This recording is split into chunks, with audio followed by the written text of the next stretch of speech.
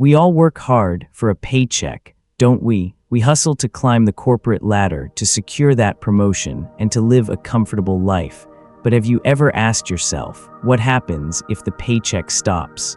What if one day all your hard work doesn't guarantee income anymore?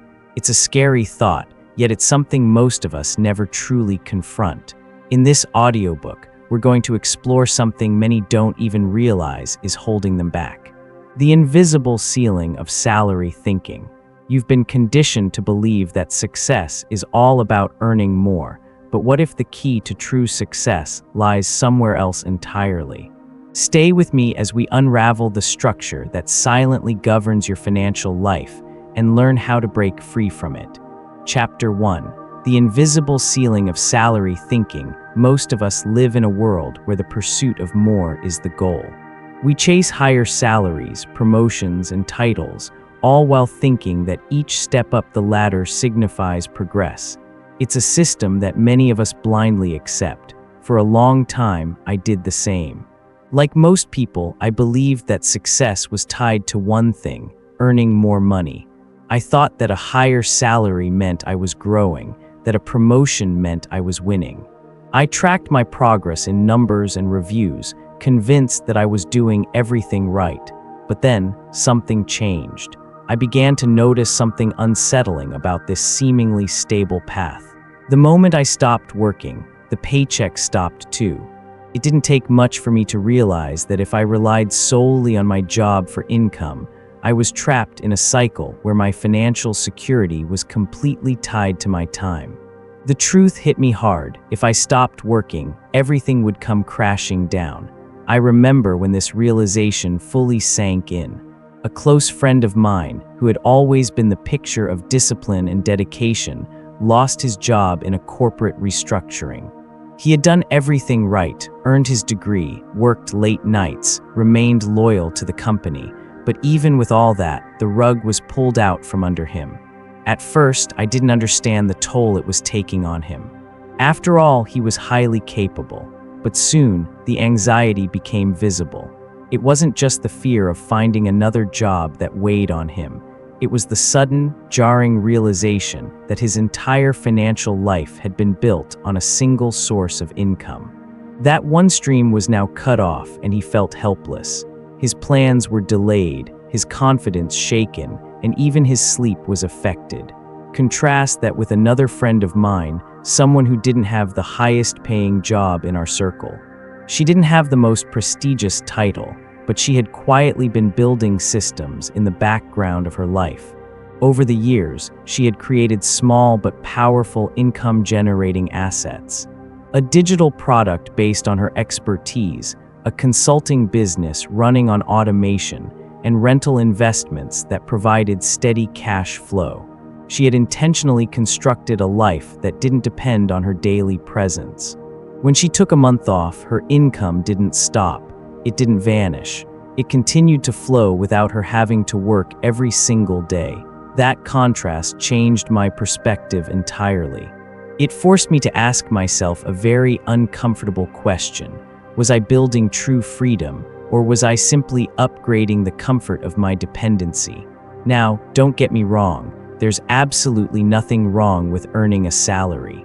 It's a crucial source of stability, and it opens doors to opportunities. But when your entire life is built on that single foundation, you're putting yourself at risk. You've essentially tied your survival to your time, making your energy the only engine driving your income. But what if there was a way out? What if you could build something that continues to generate income, even when you aren't actively working? What if you could create leverage, ownership, and structure that compounds quietly, day after day, while you sleep, rest, or simply choose to slow down? That's what systems offer. They're the game changer. A system is something you build once and then refine over time. It's income designed to work beyond your immediate efforts. It's leverage, ownership, and long-term stability. This audiobook isn't about quitting your job tomorrow or expecting overnight wealth. It's about changing the way you think. It's about moving from earning to engineering, from trading hours for money to building assets that grow over time. It's about making the shift from short-term security to long-term freedom. If you're starting to feel that quiet tension inside, like you're working hard but not building anything lasting, then this audiobook is for you. And if you know someone who feels stuck in the paycheck cycle, someone who works hard but needs a new perspective on life, share this audiobook with them. It may be just the shift they need to begin building a more secure and intentional future. If you're enjoying this audiobook so far, make sure to subscribe to Blue Wave Audiobook for more insightful content that challenges the way you think about money and success. Now that we've begun to scratch the surface of salary thinking, let's dive deeper into the invisible ceiling it creates.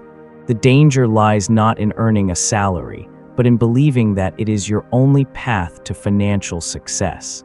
We've all been conditioned to think that as long as we keep earning more, we're moving forward. But this kind of thinking keeps us trapped within a system that we don't even realize is holding us back. Stay tuned to learn how to break free from the limitations of salary thinking and start designing your own path to freedom. Chapter 2: The Danger of Salary Thinking in the World. We live in today, the idea of salary-based success is so deeply ingrained in our society that we seldom question it. We grow up hearing about the importance of securing a good job, climbing the corporate ladder, and achieving promotions. We're taught that the more we earn, the more successful we are.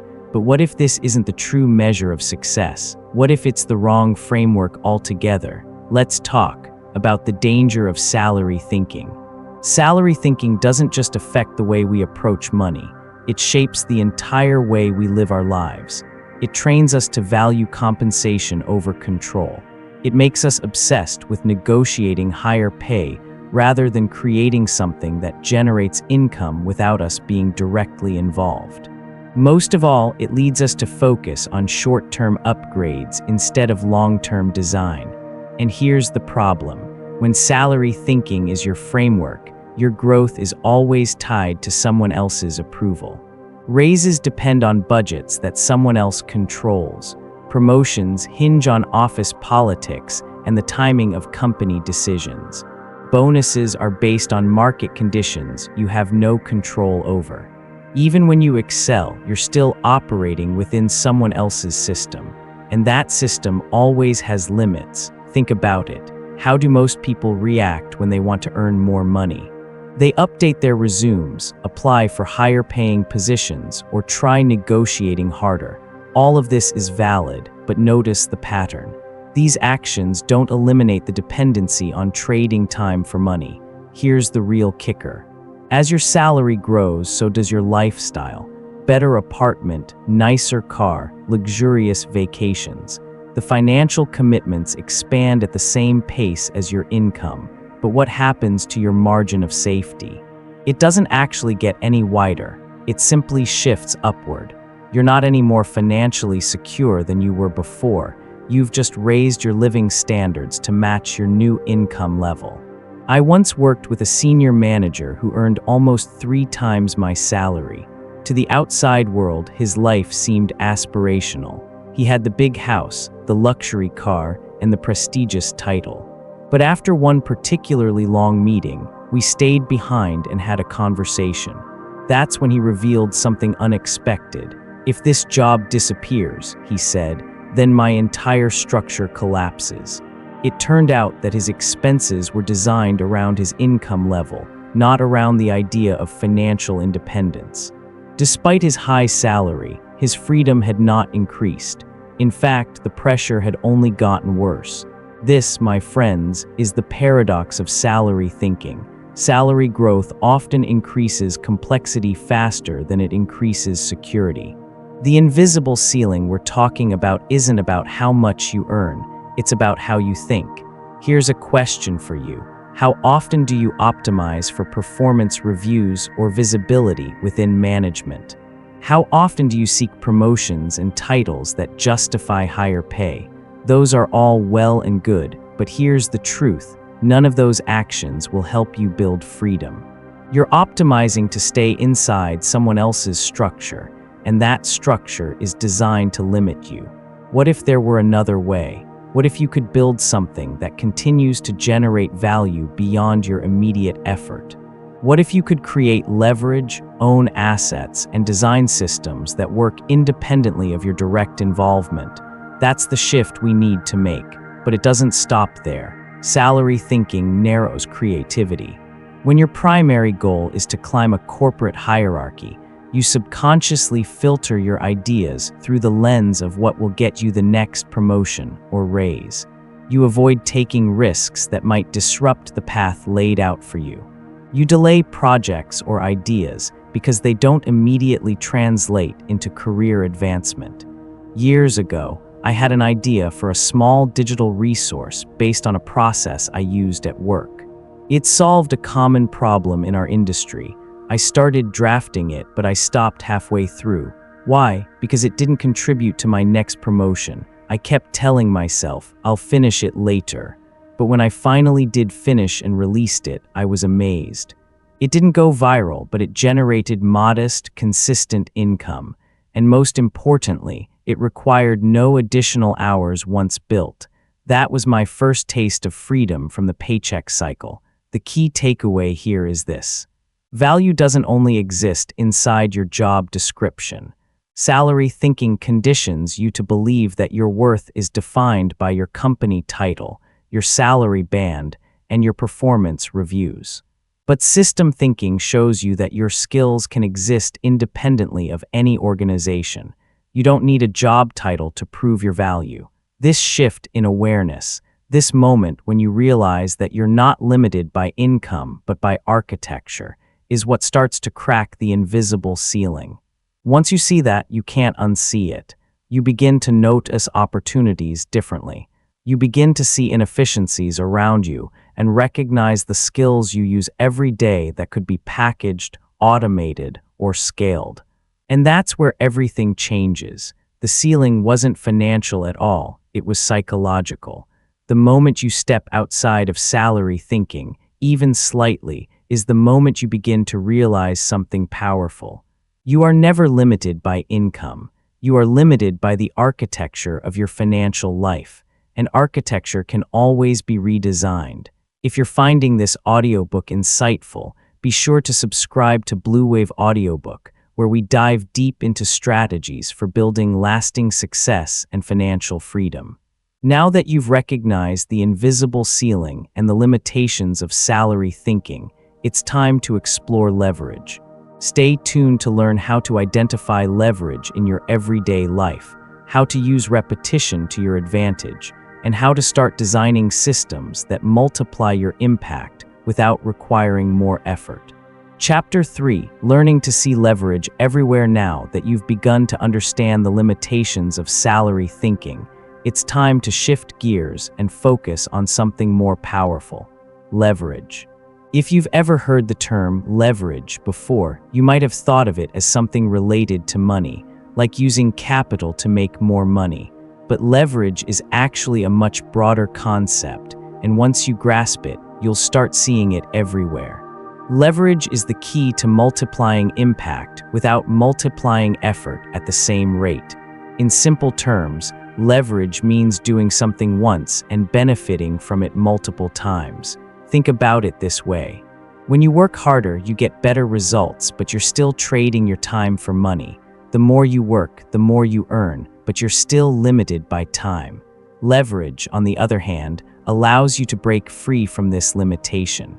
Take, for example, the story of a friend of mine named Kevin. Kevin was a fitness coach, and for years, his income depended solely on one-on-one training sessions. He would train one client for an hour and get paid for that hour of work. If he trained 10 clients, he earned for 10 hours of work. If he trained 20, he earned for 20 hours. His income seemed decent at first, but the more clients he took on, the more exhausted he became. And yet, if he missed a single session, his income would drop to zero. One evening, Kevin had to cancel a session because he was sick, and that's when it hit him. He couldn't rely on his physical presence for income. It was a tough realization, but it was also the catalyst for change. Rather than adding more clients, Kevin decided to shift his approach. he started recording short instructional videos for exercises his clients often struggled with. At first, it was just to save time by not explaining the same techniques repeatedly. But as he saw the potential, he organized these videos into a structured beginner program. Eventually, Kevin packaged this content into a simple online course. The first month of sales wasn't much, certainly not enough to replace his income, but it required no additional effort once it was built. Over the course of the next year, that small digital product began to quietly grow, and while it didn't replace his coaching job immediately, it helped Kevin reduce his dependency on his physical presence. His income no longer relied on him being there for every single session. Kevin didn't become successful because he worked harder. He became successful because he created leverage. He did something once and allowed it to work for him over and over again. This is a crucial shift in mindset. Most people think that in order to earn more, they need to work more. But leverage teaches you how to break the connection between effort and results. It's about working smarter, not harder. Leverage can come in many forms, and it's often hiding in plain sight. Think about your daily life for a moment. What tasks or problems do you repeat over and over again? What are you doing regularly that could be made more efficient, automated, or scaled? Repetition is a clue. The more something is repeated, the more potential there is for leverage. What are you doing regularly that could be made more efficient, automated, or scaled? Repetition is a clue. The more something is repeated, the more potential there is for leverage. For example, let's take a teacher. Every year, a teacher designs lesson plans from scratch. It's a huge task, and it consumes a lot of time and energy. But what if the teacher took the time to structure, refine, and standardize those lesson plans over the years? What if instead of starting from zero every year, the teacher could reuse, adapt, or even license those plans to other educators? The lesson plans could be packaged and sold as a resource for other teachers, creating a new stream of income without additional effort. That's leverage. The same principle applies to virtually every profession. If you're in sales, instead of improvising every sales call, you could create a repeatable follow-up system that helps close more deals without reinventing the wheel every time.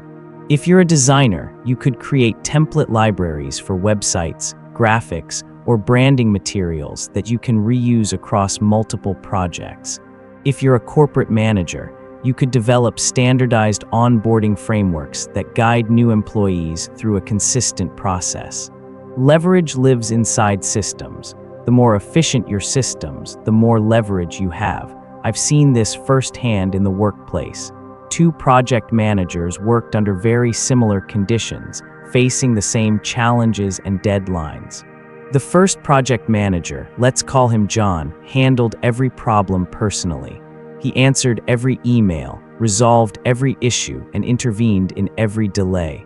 On the surface, John seemed indispensable. No one could do the work without him. But the reality was, John was constantly overwhelmed.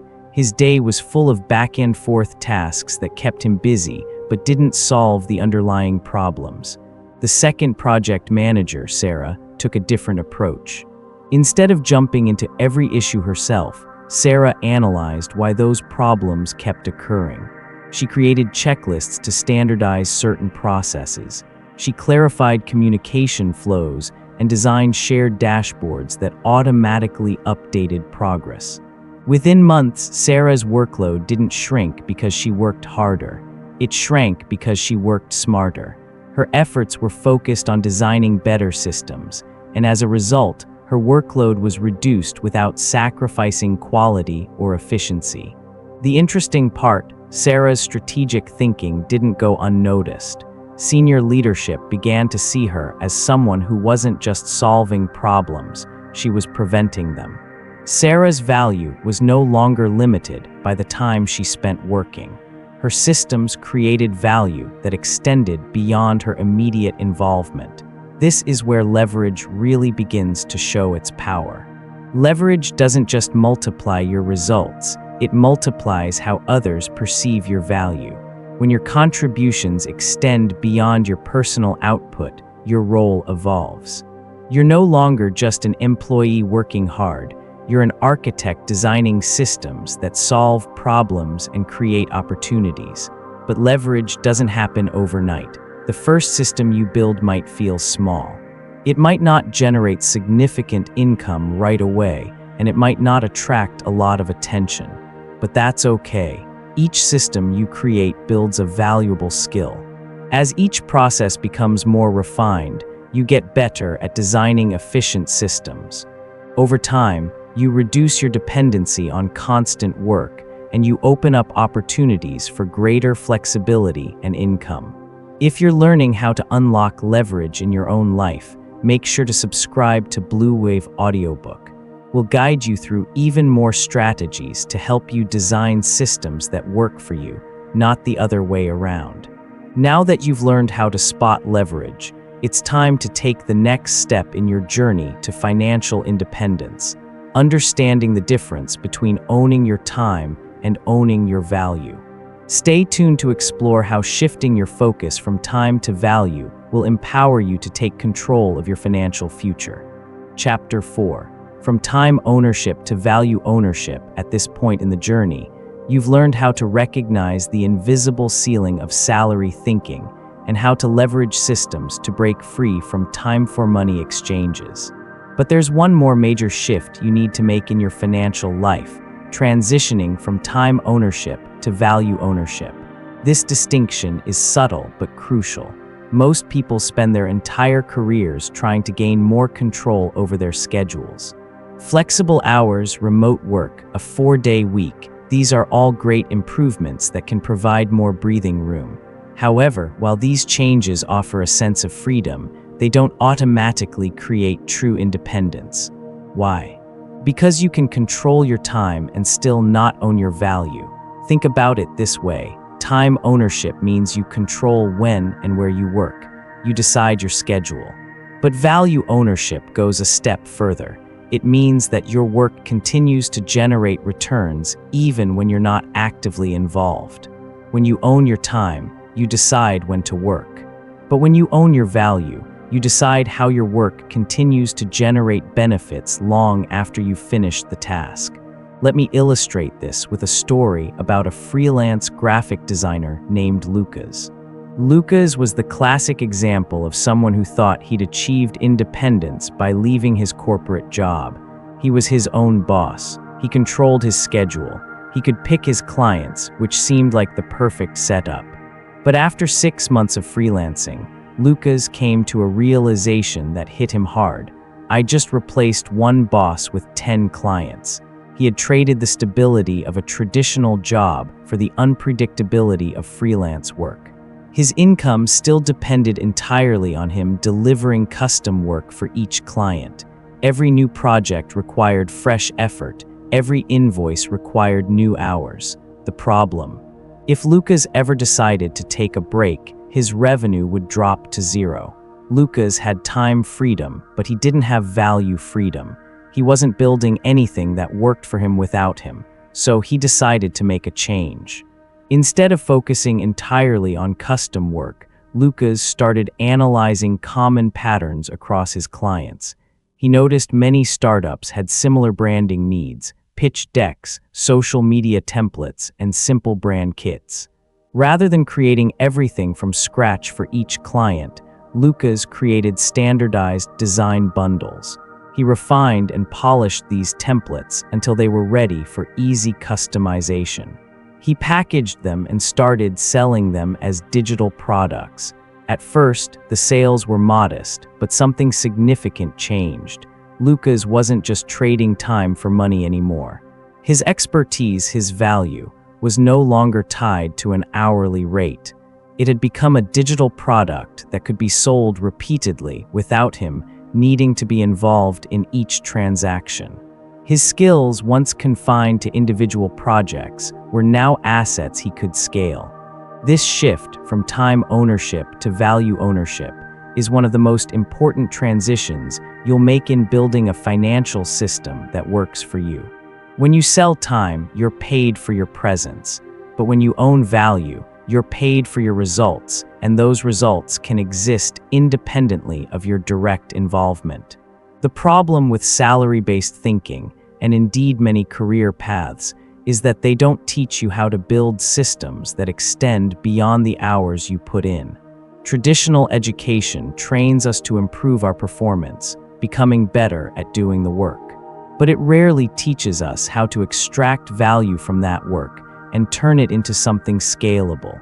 Let's take the example of a software engineer I worked with named Priya.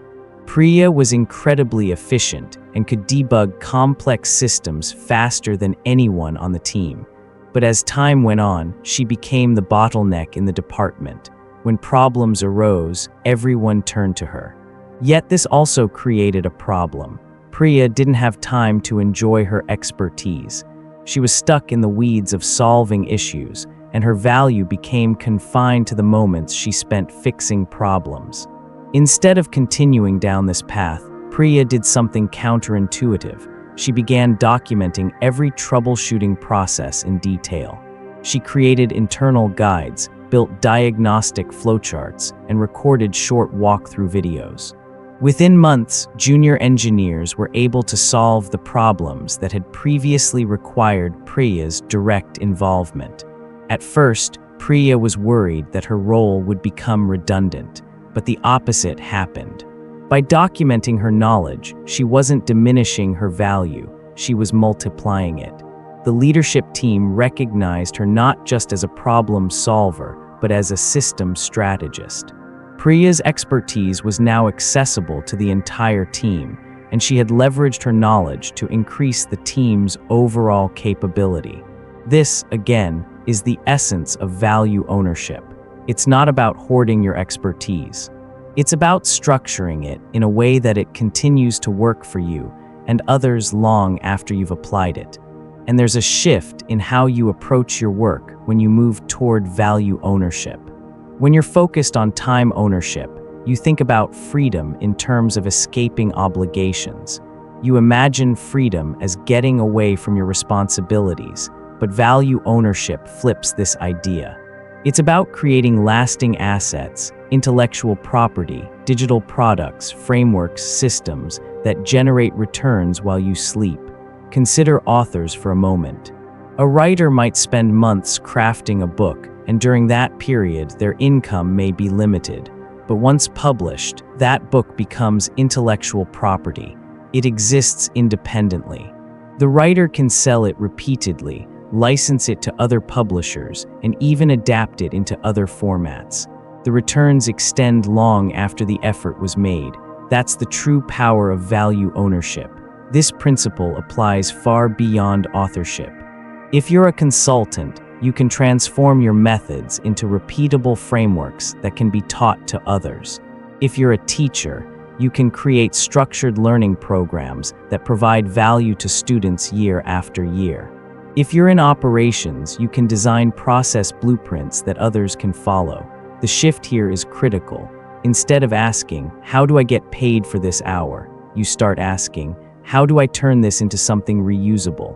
Are you ready to start shifting from time ownership to value ownership? Subscribe to Blue Wave Audiobook for more tips and strategies to help you design systems that work for you, not the other way around. After you've grasped the concept of value ownership, it's time to build your first system. Stay tuned to learn the architecture of a system that doesn't need to be perfect. It just needs to be functional, and the steps you can take to start building your first one. Chapter 5. The architecture of your first system. As you venture deeper into the world of systems thinking, it's time to transition from understanding the concept of systems to actually building one. It's one thing to grasp the theory, but to truly break free from the paycheck cycle, you need to take action. You need to build something real. Now, I know what you're thinking. Building a system sounds complex, risky, and maybe even a little intimidating. But here's the truth. Your first system doesn't need to be fancy or revolutionary. It just needs to be functional. Let me show you how to get started. Let's begin with a simple story. I once met a woman named Hannah. She worked full-time in human resources, and she didn't have dreams of quitting her job to start a business. She wasn't trying to become an entrepreneur, at least not at first, but she noticed something interesting. Every week, people, friends, colleagues, acquaintances, kept asking her for resume advice. Hannah would sit down with them, review their resumes, rewrite sections, suggest improvements. She enjoyed helping others, but after a while she began to feel the burden of it all. It was incredibly time-consuming. One evening, after yet another long session of unpaid resume reviews, she had a realization. She was answering the same questions over and over again, and that's when the light bulb moment happened. Instead of scheduling another one-on-one session, she decided to do something different. She started documenting her advice. She created a structured checklist for resume writing and recorded a short video explaining the most common mistakes she saw. Hannah didn't stop there. She also built a simple downloadable template for people to use. At first, this was just a personal resource she could send to friends, but someone suggested that she charge for it. Hannah hesitated, but she gave it a shot. In her first month, she made less than $200. It wasn't life-changing, but something more important happened. Hannah had built infrastructure. She no longer had to trade an hour of her time for every person she helped. Her system, the downloadable templates and videos, did the initial work. If someone needed further customization, she could offer premium services on top. Hannah didn't invent anything groundbreaking, but she did something simple. She structured the knowledge she already had and packaged it in a way that could be reused. That's the architecture of a system. Now, let's break it down. Every system has three core components. 1. A problem. The problem must be real and specific. Hannah saw a real problem. People struggled with writing resumes. But if you try to solve vague problems like people want to be successful, it won't work. The problem needs to be actionable and specific. 2. A repeatable solution. Once you identify the problem, you need to create a solution that can be repeated. Hannah's solution was a checklist and video tutorial that could be used by anyone who needed resume help. This was something she didn't have to redo for every person. Once she built it, it was there, ready to use. 3. A delivery mechanism. How do you get the solution into people's hands? For Hannah, it was a downloadable template and a video. It could be a website, an automated email sequence, a digital product, or anything that allows you to distribute your solution repeatedly without your direct involvement every time. The great thing about systems is that they don't have to be perfect right away. Many people stall at this stage because they think they need perfect branding, advanced technology, or a huge audience. But none of that is necessary at the beginning. What you need is usefulness, clarity, and a willingness to get started. The rest can be refined over time. Take the story of Miguel, a software developer who worked in cybersecurity. He was known at his company for simplifying complex technical concepts for non-technical executives. Instead of bombarding them with jargon, he used analogies and visual diagrams to make complicated ideas easy to understand. After giving a presentation at a conference, someone asked him if he offered training. He didn't, but the idea sparked something. Miguel spent a few weekends organizing his presentation into a structured workshop. He created slides, worksheets, and case studies. Instead of offering custom consulting every time, he created a standardized training package that companies could book as a complete solution. Miguel's breakthrough wasn't discovering something new. It was packaging what he already knew in a way that others could use. That's architecture. You don't need to invent something from scratch. You just need to structure what you already know in a way that allows others to benefit from it over and over again. Here's the key.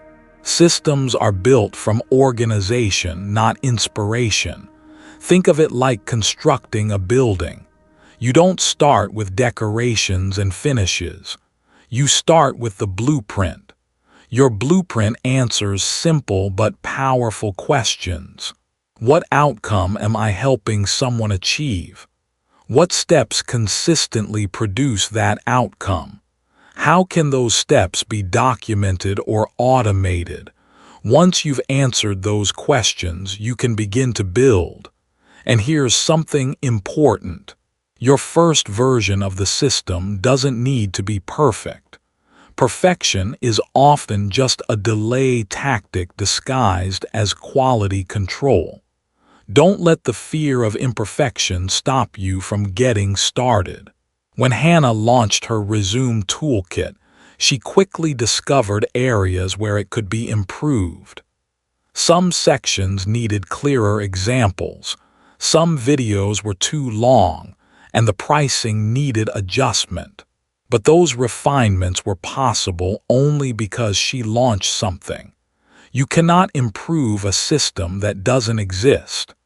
Another common barrier is fear of visibility. When you package your knowledge into a product or system, you expose your ideas to critique. But here's the thing. Critique is feedback, and feedback is what sharpens your architecture. The real risk is staying invisible, stuck in the realm of ideas, without ever building something that can generate value beyond your immediate involvement. Remember, start narrow. Broad systems tend to be fragile because they try to solve everything for everyone. Specific systems, on the other hand, are strong. If you solve a clearly defined problem for a clearly defined group, you create relevance. Relevance leads to traction. Traction builds momentum. Momentum leads to confidence. And confidence fuels expansion. If you're excited to build your first system, don't wait. Subscribe to Blue Wave Audiobook for more practical insights into system building and creating value you can scale. As you work on building systems, there's an important question you need to ask yourself. Can your income survive without you? We'll explore how to design income that doesn't depend on your constant presence, giving you true freedom and stability. Stay tuned. Chapter 6. Designing income that survives your absence. We've talked a lot about building systems, but now it's time to ask an essential question. What happens when you disappear for 30 days? I don't mean a short vacation where you're still checking emails or handling minor tasks. I'm talking about a true absence. No meetings, no responses, no supervision. Does your income continue, or does everything come to a halt? This question is the true test of whether you're building a real system or simply optimizing your involvement. If you can step away from your work and the income continues without interruption, then you know you've built something solid. But if everything pauses the moment you step out, then your income is still directly tied to your presence. In other words, you haven't built a system. You've just created a more complex job for yourself. Let's explore this idea further with the story of a restaurant owner named Victor. Victor ran a popular local cafe for over 15 years. His business was successful, profitable, and well-known. He had built something he was proud of. But there was one problem. He was there every single day. From opening to closing, Victor supervised every aspect of the operation. He knew every supplier, every recipe adjustment, every staff schedule. His customers loved him because he was always present. But then, something unexpected happened. Victor had a health scare, not catastrophic, but serious enough that his doctor insisted he take a full month off. Victor reluctantly agreed, but he had no idea what was about to unfold. Within just 2 weeks of being away, things started to fall apart. Orders were mismanaged, staff were unsure of certain decisions, and vendors were calling him directly for approvals. Revenue began to dip, and chaos spread through the restaurant. While his cafe had loyal customers and a great reputation, it did not have independence. Without Victor's constant involvement, the business started to struggle. When Victor returned, he knew something had to change. Instead of continuing as the central figure in every decision, he decided to redesign the business to function without him. He documented everything: supplier agreements, inventory systems, hiring processes, training manuals, and decision-making guidelines. He promoted a general manager, delegated authority, and gave clear instructions on how to handle key decisions. It took nearly a year to implement these changes, but once they were in place, Victor was able to take extended breaks without worrying about the business collapsing. The next time he traveled for 3 weeks, the cafe ran smoothly. Sales remained steady, and the business continued to thrive. That's when Victor realized he had truly built a system, one that didn't rely on his daily presence. The key takeaway here is that designing income that survives your absence isn't about eliminating all the work. It's about eliminating dependency on your constant involvement. This is the difference between being the hero of your business and being the architect who designs a business that works for you. To design income that endures, there are 4 crucial elements. 1. Clarity. Ensure your processes are clearly defined. If your method only exists in your head, it can't function as a system. You need to write down how things are done step by step so others can follow your processes. 2. Documentation. Once you have clarity, the next step is documenting everything. Your instructions should be clear and accessible to anyone who needs them. Think about training manuals, checklists, and systems that anyone can reference to do things without needing to ask you for guidance. 3. Delegation. This is about distributing responsibility. You can't do everything yourself. You need to delegate tasks to trusted individuals who can carry them out without your constant supervision. This will free up your time and give you peace of mind. 4. Automation. The final element is automation. You need to find ways to remove repetitive tasks from human attention altogether. Automating processes like follow-up emails, invoicing, or scheduling can make a huge difference in reducing your workload and increasing efficiency. Let me share another story to illustrate the importance of these 4 elements. Meet Layla, a marketing consultant who had built a solid client base. She specialized in helping small businesses develop branding strategies. Her calendar was always full, but there was a catch.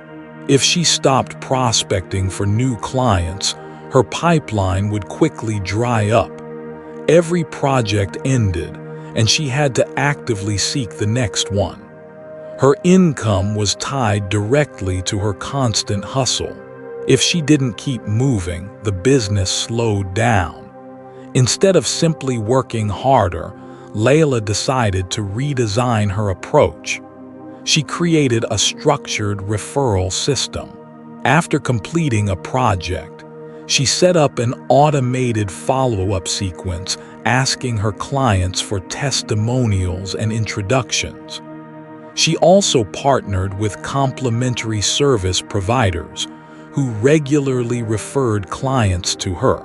To top it off, she created educational webinars to attract new leads consistently. Within a year, Layla had established a flow of new inquiries without needing to prospect manually. Her system carried the momentum, and her income no longer depended solely on her daily hustle. While she was still involved in delivering high-quality strategy sessions, the system had reduced the pressure and allowed her to focus on the bigger picture. Layla's success wasn't about eliminating work. It was about reducing dependency on her constant involvement. The system she built created more room for strategic growth, and it gave her the freedom to step away when needed without worrying about income disappearing. Designing income that survives your absence is key to building true freedom. If you want to learn how to create systems that work for you, be sure to subscribe to Blue Wave Audiobook. We'll dive deeper into the steps you need to take to ensure your financial independence. In a world that's obsessed with instant gratification and quick wins, playing the long game is where true success lies. Coming up next, how to focus on long-term strategies that outlast the hype. Stay tuned. Chapter 7. Playing the long game when others chase speed in a world that demands fast results and instant gratification. Playing the long game can feel counterintuitive. Yet, it's exactly what sets you apart from those chasing fleeting trends. We live in a society conditioned to chase immediate rewards. Monthly paychecks, quarterly bonuses, and annual raises. Everything is based on short cycles, giving you that quick feedback loop. You work, you get paid. You perform, you get evaluated. But when you build systems, you're working on a different timeline altogether. You are not concerned with the immediate validation of your efforts. Instead, you're focused on long-term outcomes. Systems reward patience, persistence, and strategic positioning. Let me tell you the story of Robert, a small business owner I met at a conference. Robert ran a niche manufacturing company that produced highly specialized components for industrial equipment. There was nothing glamorous about his work, no flashy social media posts, no viral campaigns. His company wasn't trying to become the next big thing, but it had something far more powerful: reliability.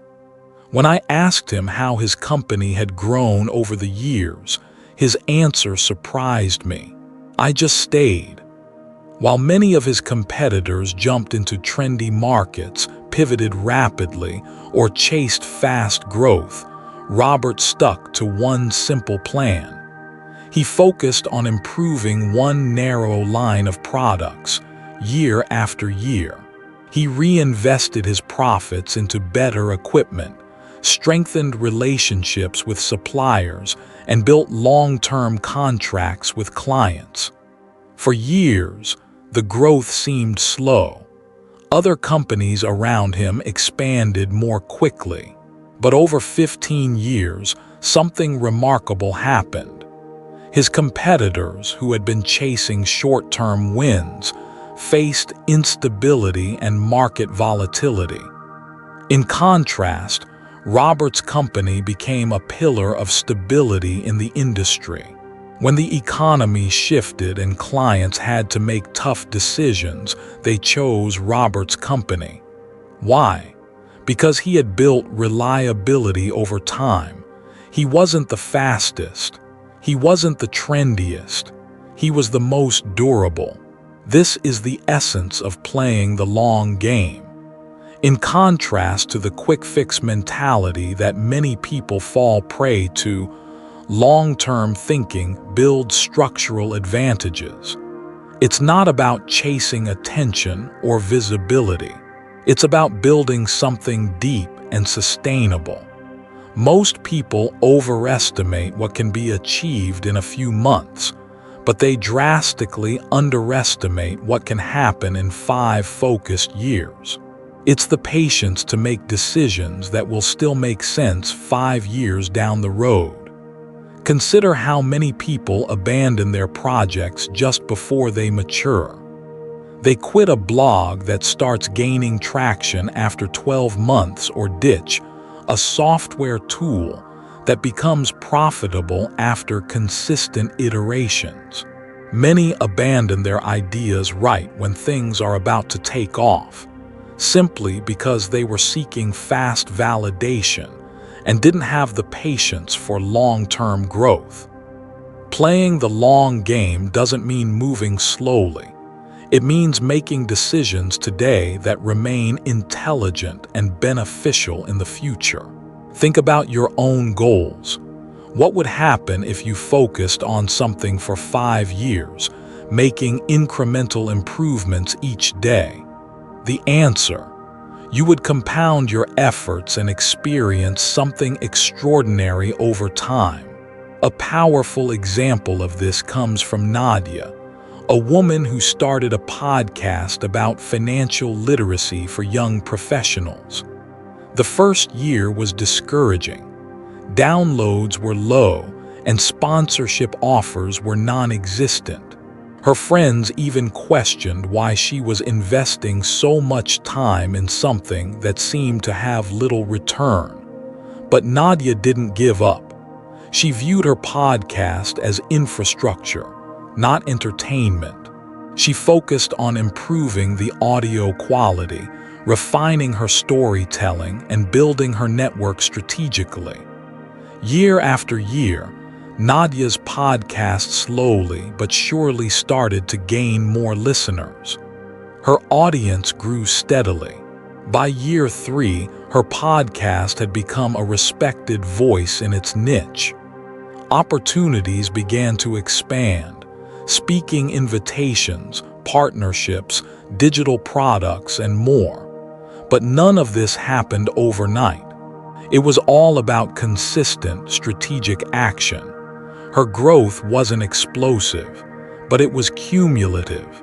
And that's the essence of the long game. Small, consistent improvements lead to massive results over time. Here's the key point. Trust compounds over time. Nadia built trust with her audience by consistently delivering valuable content. That trust turned into loyalty, which created organic opportunities. When people trust your work consistently over the years, they return, they recommend you, and they invest in your products or services. Trust cannot be rushed. It has to be earned over time. In a world where people want results right now, trust and credibility are your strongest assets. Attention comes and goes. It fluctuates, but credibility compounds over time. The more consistent you are in your efforts, the more credible you become. And the more credible you become, the more opportunities find their way to you. Many people fall into the trap of comparing themselves to others. They see polished websites, large audiences, and automated workflows that seem effortless. But what they don't see are the years of invisible work that went into creating those systems. Comparison kills consistency. Instead of comparing yourself to others, compare yourself to where you were last month. Have you improved your process? Have you clarified your message? Have you strengthened your structure? If yes, you're on the right track. To help protect your long-term momentum, you also need to set boundaries. If you treat your system-building time casually, it will disappear under urgent but less important demands. Protecting your time and focusing on your goals is an act of seriousness.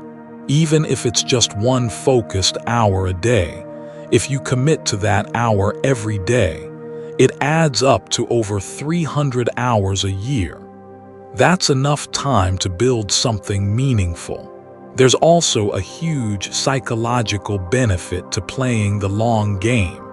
When your efforts are focused on long-term growth, you're less affected by short-term setbacks.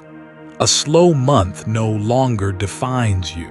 A temporary dip in income doesn't derail your entire plan. Your vision extends beyond the immediate. You are building something sustainable, and setbacks become part of the process, not the end of it. Are you ready to start building something sustainable? Don't rush to the finish line. Start creating something that will last. Subscribe to Blue Wave Audiobook for more insights into building lasting systems that will serve you for years to come. The final shift you need to make is an internal one. As you start building systems and creating long-term value, you will encounter a pivotal change in your identity. Stay tuned to learn how transforming your perspective on who you are will change the way you approach your work and your future. Chapter 8. The identity shift that changes everything up until this point. We've talked about the importance of building systems, of shifting from a mindset of salary-based thinking to one focused on value ownership. But there's one final shift that has the power to completely change the way you approach work, money, and your future. This shift is identity. It might sound like a vague concept, but it's one of the most powerful forces in your life. Your identity, the way you see yourself, drives your decisions, shapes your actions, and determines your success. If you still see yourself primarily as someone who earns by following instructions or trading hours for money, you're still stuck in that same paycheck cycle. But if you begin to see yourself as someone who creates systems, adds value, and builds long-term assets, everything changes. Let me tell you a story to illustrate this. A few years ago, I met a man named Oliver. He was an operations manager in a mid-sized logistics company. He was competent, well-respected, and had climbed the ladder within the company. For years, he focused on executing the tasks given to him by senior leadership. If a new initiative was rolled out, he implemented it. If there was a problem, he solved it. He was efficient and reliable, but the truth was, he wasn't building anything that belonged to him. One day, while sitting in a strategy meeting, he heard a senior executive present a 5-year roadmap for the company. As Oliver listened, something clicked. The company had a clear vision, long-term targets, and structural goals. But Oliver realized that he had never created a 5-year roadmap for himself. His career had direction, yes, but it wasn't designed. He had been following the path laid out for him, but he had never truly designed his own path.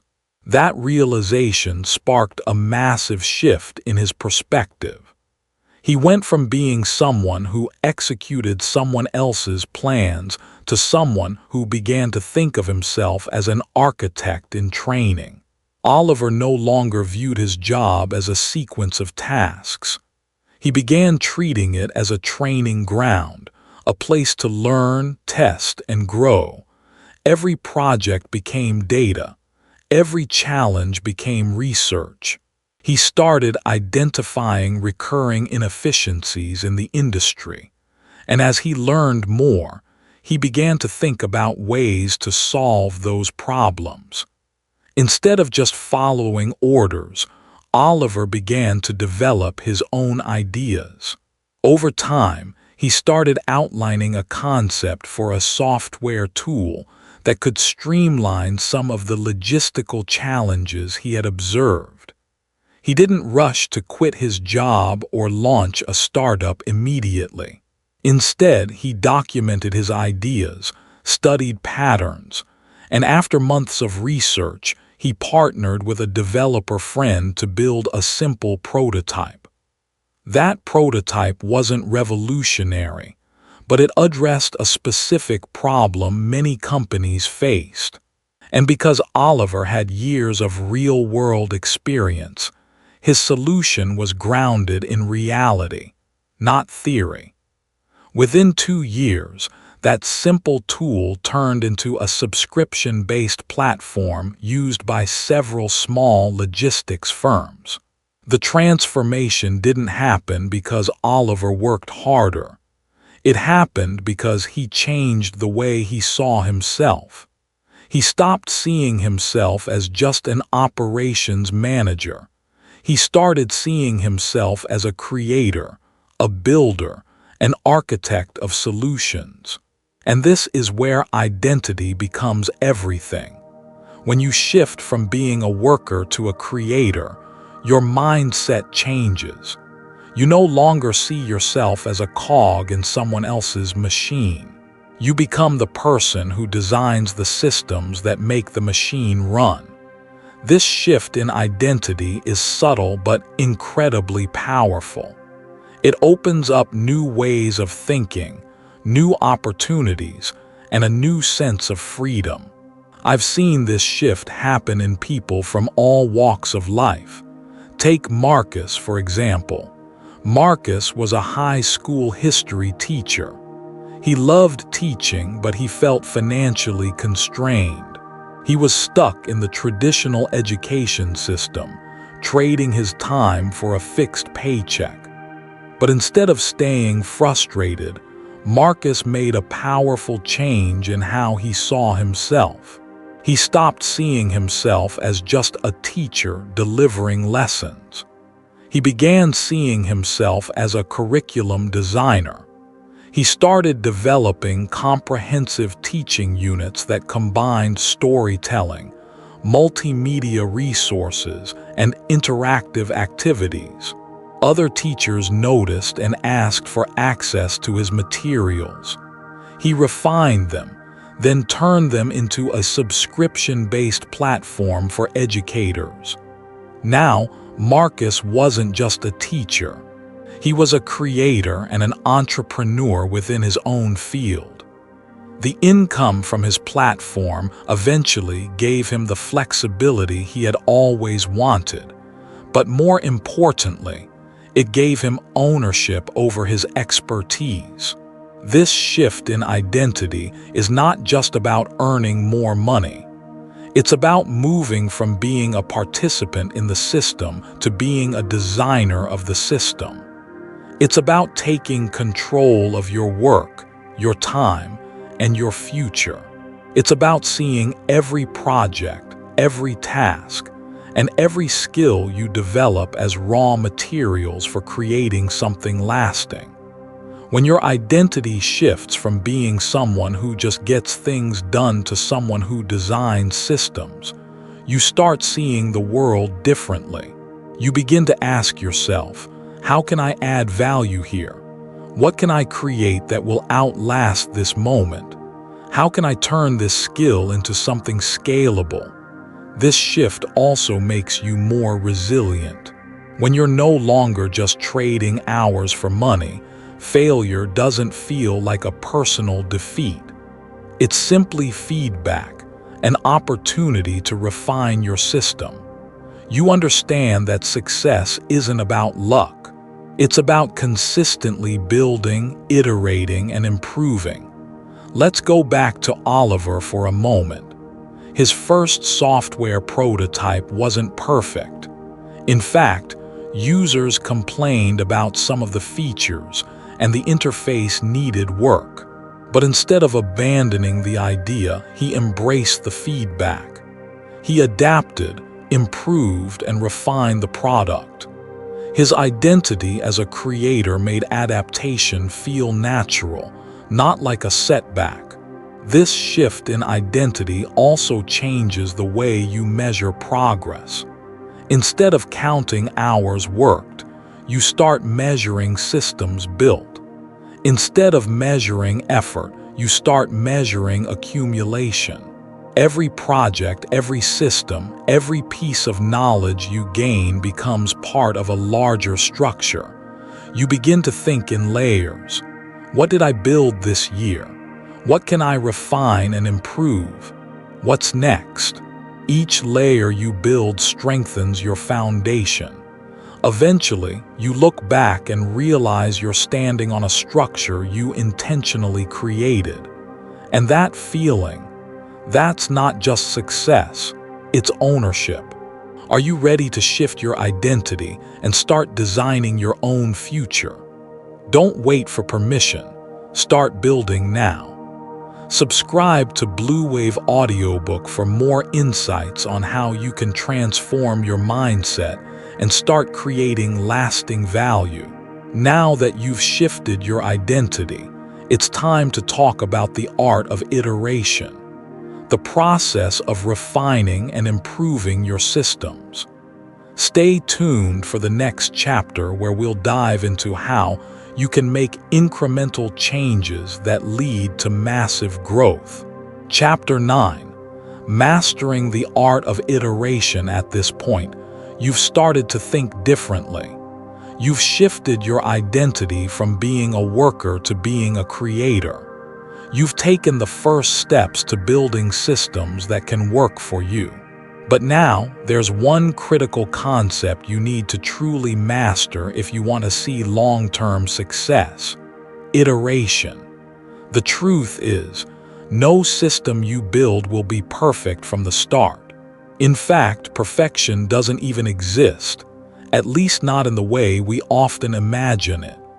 What matters is how you improve over time, how you refine your work and systems, and how you embrace feedback to make your systems stronger, more efficient, and more impactful. Think about how we often approach projects. We tend to get excited at the beginning. There's that initial spark of creativity, the thrill of building something new. We put in the time, the effort, and eventually we have something to show for it. But that's just the first step. The real magic happens in the refinement phase. Let me share the story of my friend Aaron, who learned this lesson the hard way. Aaron worked in finance and had an idea for a small investment education platform that he wanted to build on the side. His first month was full of energy. He designed a logo, mapped out content, and even announced his project to friends and family. But then, the reality of building a business set in. His engagement was low, his sales were slow, and the feedback from potential customers was minimal. At first, Aaron felt discouraged. He thought, if my idea was really good, it would take off faster. He was looking for immediate validation, something that felt familiar because of his salary-based work. You work hard, you get paid, and the results are clear and immediate. But with systems, the reward comes over time. The initial progress might feel invisible. Aaron decided to make a critical shift in mindset. Instead of focusing on quick wins or looking for instant validation, he focused on consistency.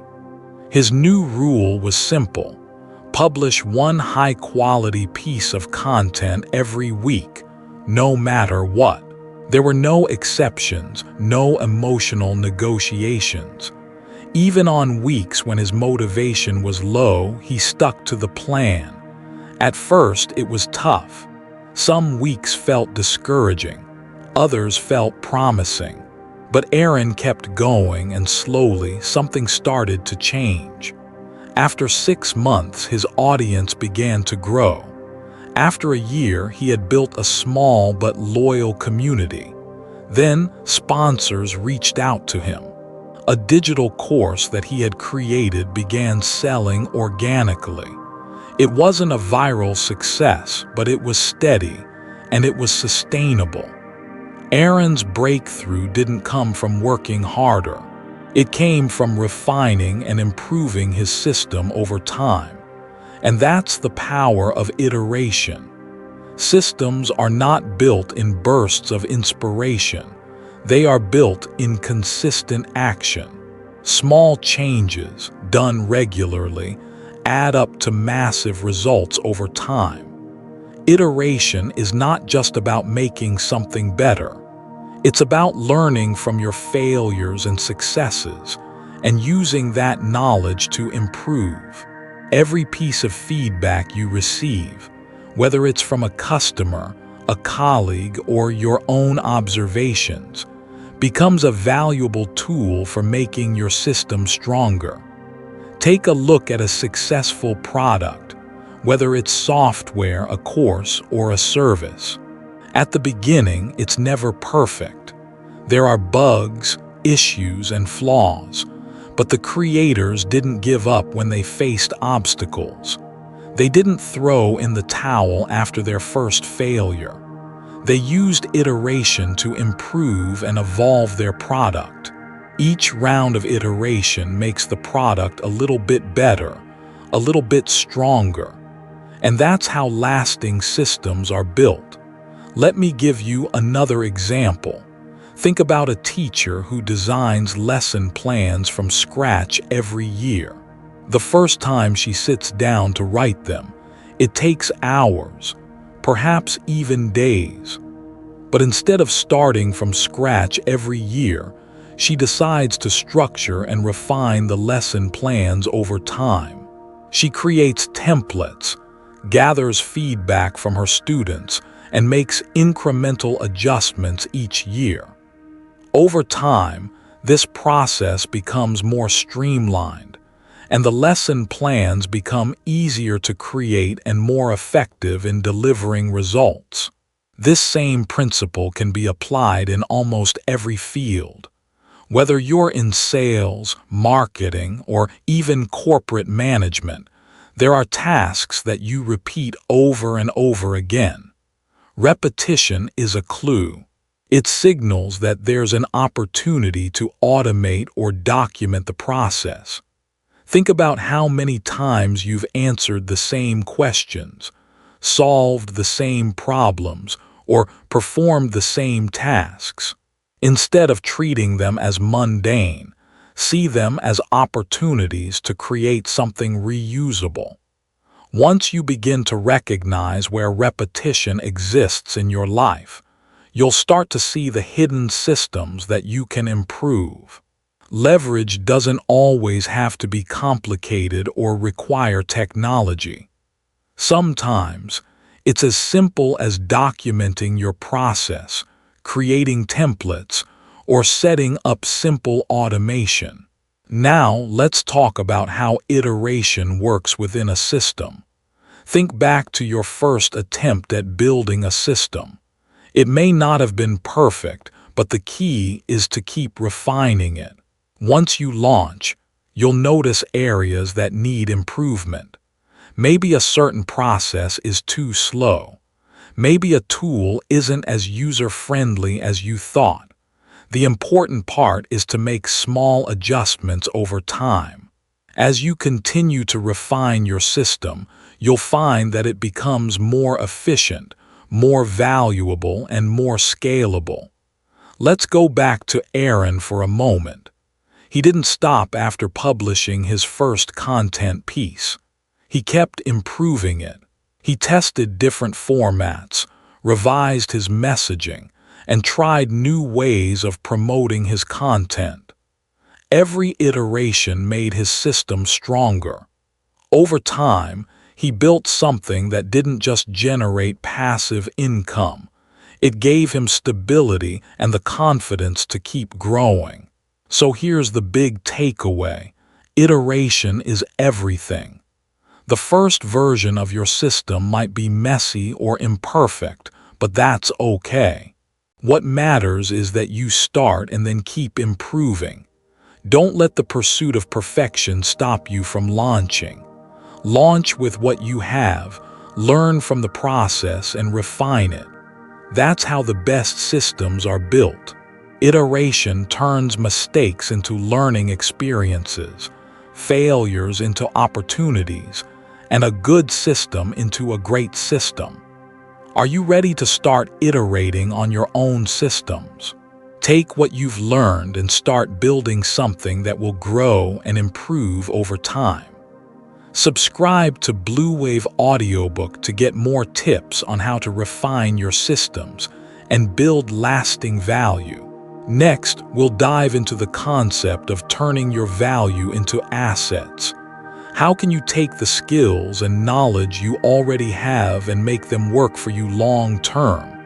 Keep listening for some practical insights. Chapter 10. Turning value into assets. Now that you've learned the power of building systems and the importance of iteration, there's one final key principle you need to master in order to truly create long-term, sustainable success. Turning your value into assets. The transition from trading time for money to building assets is a pivotal shift in how you approach work and wealth. It's one thing to earn a salary or income through services, but it's something entirely different to own your value in a way that allows you to keep generating income, even when you're not actively working. Let's break this down. First, it's essential to understand what an asset is. In financial terms, an asset is something that generates value over time without needing constant attention. It's not just about earning more money. It's about building something that can continue to work for you, even in your absence. Think about a book. An author spends months, maybe even years, writing it. But once that book is published, it becomes an asset. It can be sold again and again. The author doesn't need to constantly work on it for it to generate income. Sure, there might be marketing and promotion, but the core value, the book itself, is an asset that continues to bring in revenue long after it's written. Now, let's take that concept and apply it to you. Think about the skills and knowledge you already have. These aren't just abstract ideas. They can be transformed into assets that generate income for you over time. The question is, how do you take what you already know and turn it into something that works for you on its own? Here's the key: value ownership. Value ownership is the concept of turning your knowledge, skills, and expertise into something that continues to generate value without requiring your constant involvement. It's about structuring your value in a way that allows it to scale and multiply. Take the example of Lucas, the freelance graphic designer. When Lucas first started freelancing, he was trading his hours for money. Every time he took on a project, he had to put in hours to complete it. His income was directly tied to the amount of work he did. But Lucas soon realized that he was constantly hustling to find new clients and projects. The moment he stopped working, his income stopped. So Lucas made a key change. Instead of only offering custom design work, he began analyzing patterns in the types of projects his clients needed. He realized that many startups had similar design needs: pitch decks, brand kits, social media templates, etc. So, Lucas decided to create standardized design bundles. He took the designs he was already creating, polished them, and packaged them into ready-to-use bundles that clients could purchase. The result: Lucas's income was no longer solely dependent on his time. The design bundles he created became assets. He didn't have to rework the same designs for every client. His expertise was now packaged into a product that could be sold repeatedly with minimal additional effort. And that's the secret: turning value into something reusable. Whether you're a consultant, a designer, a writer, or even a teacher, you can turn your value into an asset. If you're a consultant, for example, you could take the frameworks and methodologies you use with your clients and turn them into a course or a book. If you're a teacher, you could take your lesson plans and create a digital product that other educators can purchase. This shift from service-based income to asset-based income is transformational. It allows you to stop trading hours for money and start building something that works for you, even when you're not actively working on it. Let's take a look at another example. Remember Hannah, the human resources professional who started creating resume templates and guides. At first, Hannah's system was just a personal resource she used to help friends. But as she began to refine and package her advice, she turned her expertise into a downloadable product. She didn't need to sit down with every single person to review their resumes anymore. She had created a product that did the work for her. Over time, she started selling those products. Her expertise had been turned into an asset that generated passive income. But there's more to it than just creating a product. Documentation is a key part of this process. Whether you're creating a course, a guide, a template, or any other type of digital asset, you need to structure it in a way that can be easily replicated. The goal is to create something that doesn't require your constant involvement but still provides value. The power of automation is also crucial. Once you have a system or asset in place, you can automate processes to make your work even more passive. For example, if you're selling a digital product, you can set up an automated sales page, an email sequence, and a payment gateway. Once it's all set up, you don't need to manually handle every sale. This is where systems and leverage come together. A system allows you to create value once, and automation ensures that value can continue to generate income without your active involvement. And as your assets grow, they become more durable. They continue to generate income long after the initial effort. Value ownership also gives you more flexibility.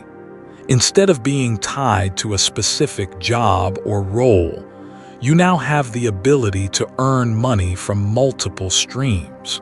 You can continue working on your day job or your freelance career, but now you also have systems and assets working for you in the background. Over time, these assets will give you more freedom and reduce your dependency on any one source of income. The beauty of owning your value is that it gives you options. It's not about quitting your job or completely walking away from your current career. It's about creating alternatives. When you own assets, you gain negotiating power, flexibility, and most importantly, freedom. Take a moment to think about your own skills and expertise. What do you already know that could be turned into a product, a course, a book, or another type of asset? The first step is recognizing that you have value that can be structured and scaled. The next step is deciding what form that asset will take. Will it be a digital product, a service you automate, a course you can sell repeatedly? Whatever it is, the goal is to create something that continues to work for you without requiring constant input. The shift from being a worker to becoming an owner of your value can be daunting, but it's also incredibly rewarding. It's about reclaiming your time and giving yourself the freedom to decide how and when you work. The good news is, you don't have to do it alone.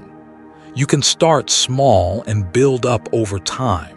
It's about creating systems, iterating on them, and eventually turning your value into assets that generate sustainable income. Are you ready to start turning your value into assets? Start thinking about how you can package what you know and create something that works for you. Subscribe to Blue Wave Audiobook for more tips on how to transform your expertise into long-lasting assets. In the next chapter, we'll dive into how to design income that can survive your absence. What happens when you step away for a month, a week, or even a day?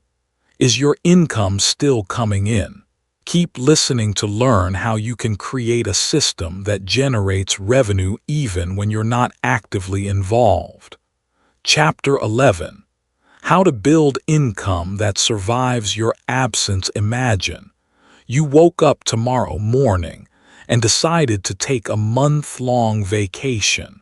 No emails, no meetings, no checking your phone for client requests or urgent messages. Sounds great, right? But here's the big question. Would your income continue to flow in while you were away? For most people, the answer is no. They are tied to their daily work, trading hours for money. But what if, instead of being dependent on showing up every day, your income continued to come in without your active participation? This is the power of designing income that can survive your absence. The ability to create income that works for you, even when you're not there, is one of the most freeing aspects of building systems and owning value. It's about creating something that doesn't rely on you constantly pushing and pulling in order to keep it going. To illustrate this, let's talk about Victor, a restaurant owner who learned this lesson in the most challenging way. For 15 years, Victor had built a successful cafe. It was well known in the local community, and he was proud of what he had created. But there was one big issue. He was there every single day. From opening to closing, Victor supervised everything. He knew every supplier, every recipe, every schedule, and every customer. The cafe's success depended heavily on his presence. Then, disaster struck. Victor had a health scare. It wasn't anything catastrophic, but serious enough that his doctor insisted he take a break for at least a month. Reluctantly, Victor agreed. He left the cafe in the hands of his staff, trusting them to handle things while he was away. What happened next was eye-opening.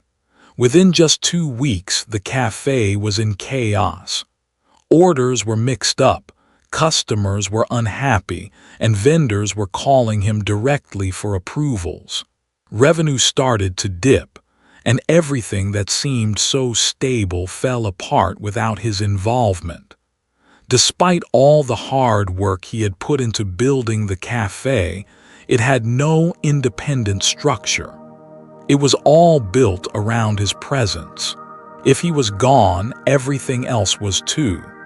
This experience was a turning point for Victor. He realized that his business wasn't truly sustainable. It relied entirely on his presence. So, he made a bold decision. He would redesign the cafe to run without him. It wasn't going to be easy, but it was necessary. Victor spent the next year documenting everything: supplier agreements, inventory systems, hiring processes, training manuals, and decision-making guidelines. He promoted a general manager to oversee operations and gave clear boundaries for authority. For the first time, he wasn't the one making every decision. The business was now operating on systems that could function without him. When Victor returned after his month away, he was shocked to find that the cafe was running smoothly. The sales remained steady, the staff was confident, and the customers were still loyal. He had successfully created a system that could operate without his constant involvement. This is the essence of building income that survives your absence. It's about detaching yourself from being the center of every operation. It's about designing your work in a way that doesn't require your constant attention. Let's take this idea beyond the restaurant industry. Think about your own business, career, or any project you're working on. Is your income tied to your presence, or have you started building systems that allow your income to continue flowing without needing your active participation? Here are a few strategies for designing income that works while you're away. 1. Automate what you can. Automation is the key to making your systems work without you. Whether it's sales, marketing, or communication, find processes that can be automated. Tools like email marketing automation, social media schedulers, and e-commerce platforms that handle transactions can ensure that your business continues to operate without needing you to constantly intervene. For example, if you're selling digital products or online courses, you can set up automated email sequences, payment systems, and customer support that handle everything for you. Once set up, these systems can keep generating income, even when you're not actively involved. 2. Delegate responsibility. One of the most powerful ways to ensure your income continues in your absence is through delegation. You don't need to do everything yourself. Build a team or partner with people who can take over key responsibilities. It might be an assistant who handles customer service, a manager who oversees operations, or a content creator who maintains your social media presence. The key is to create clear systems and processes that can be easily followed by someone else. By documenting how things should be done, you allow others to step in without needing constant supervision. This frees you up to focus on more strategic tasks, or even take time off without fear that everything will fall apart. 3. Create repeatable products or services instead of always creating new services or custom solutions. Think about how you can package your expertise into products or services that can be sold repeatedly. This could be a digital course, a downloadable guide, an automated consulting program, or a subscription model. Once these products are created, they can continue to generate income with little additional effort. This is how people create passive income, by leveraging their expertise and turning it into something that can be sold without constant involvement. 4. Set clear boundaries and systems. As Victor learned, clear boundaries and decision-making rules are critical to ensuring your business can run in your absence. Define what needs to be done, who's responsible for what, and what processes should be followed in your absence. Set up rules for what decisions can be made without your approval, and which ones require escalation. This creates autonomy for your team and allows them to make decisions without constantly needing your input.